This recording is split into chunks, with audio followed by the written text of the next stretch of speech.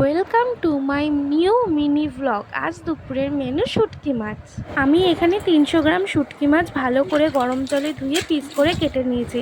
আর 4টে মতন আলু কুচি করে কেটে গরম তেলে ভালো মতন ভেজে নিয়ে তুলে রাখলাম। মাছটাতে নুন হলুদ মাখিয়ে ভালো করে ক্রাঞ্চি করে ভেজে নেব। ভেজে নিয়ে তুলে রেখে আমি কিছুটা পেঁয়াজ ও টমেটো কুচিয়ে রেখেছি, সেইটা ভালো করে ভেজে তার মধ্যে পরিমাণ মতন চিনি এবং আদা রসুনের পেস্ট, পরিমাণ মতন নুন হলুদ লঙ্কার গুঁড়ো দিয়ে ভালো করে কষিয়ে নিয়ে ভেজে রাখা আলুটা মশলার মধ্যে দিয়ে কিছুক্ষণ কষিয়ে নেব। কষানোটা আমাদের ভালো মতন হয়ে গেলে সেই মশলাটার মধ্যেই মাছগুলো ভালো করে দিয়ে দেব। দিয়ে মাছটা কিছুক্ষণ কষিয়ে মিডিয়াম ও লো আঁচে রেখে দেব। রেখে দেওয়ার কিছুক্ষণ পরেই তৈরি আমাদের শুটকি মাছ। আজ দুপুরের গরম গরম ভাতের সাথে নতুন একটা আইটেম। তো বন্ধুরা, আমার রান্নাটা কেমন হয়েছে কমেন্ট করে জানাতে ভুলো না।